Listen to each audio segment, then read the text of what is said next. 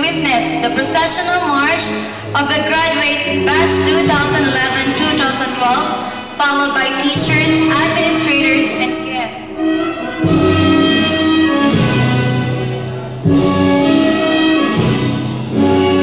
Sino nga ba ang mag-aakalang mahigit 3 buwan lang ang nakalipas, inakala ng maraming taga rito na katapusan na ng mundo?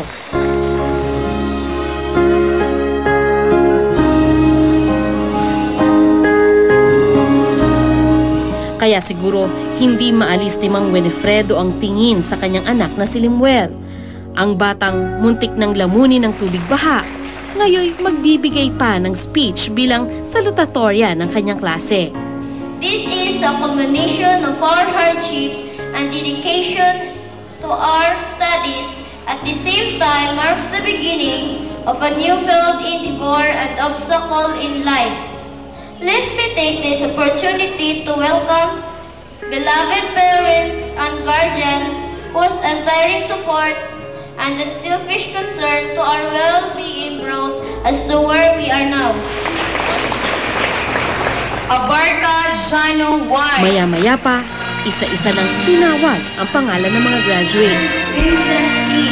Bao Jure N. Nicole A. Richard M. Gonzaga.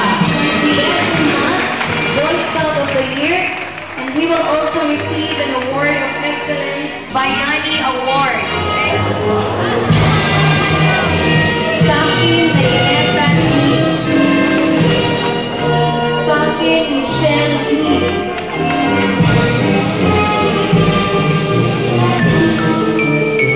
Pero di tulad sa ibang graduation, napansin kong bihira ang nakangiti rito. Naalala ko tuloy ang nasabi ni Mayen bago magsimula ang seremonya. Masaya ka ba nag-graduate? Hindi? Hindi ka masaya nag-graduate? Hindi po. Kasi hindi po kompleto ang pamilya namin eh. Kenny June Francisco. Bago matapos ang programa, isa-isang tinawag ang pangalan ng mga grade 6 student na namatay at nawawala. Jackie L. Roberto. Dito na nagsimulang tumulo ang luha ng marami.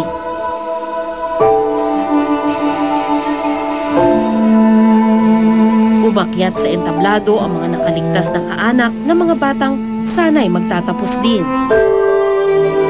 Raymar Emilio.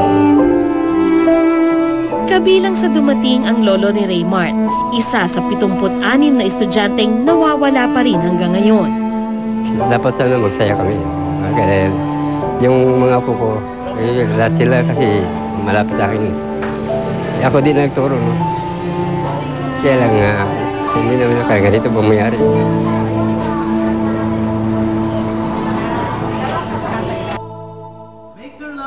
Naglaan din sila ng oras para ipagdasal ang mga nasawing estudyante. If they are now passed away, please bring them to your kingdom as you save their soul and may they rest in peace.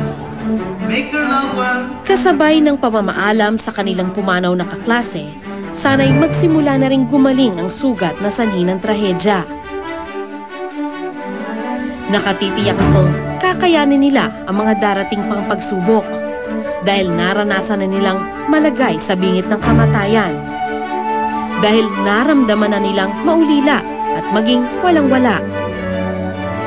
Dahil sa araw na ito, gagraduate na ang mga estudyante ng matalinong guro na kung tawagin ay buhay.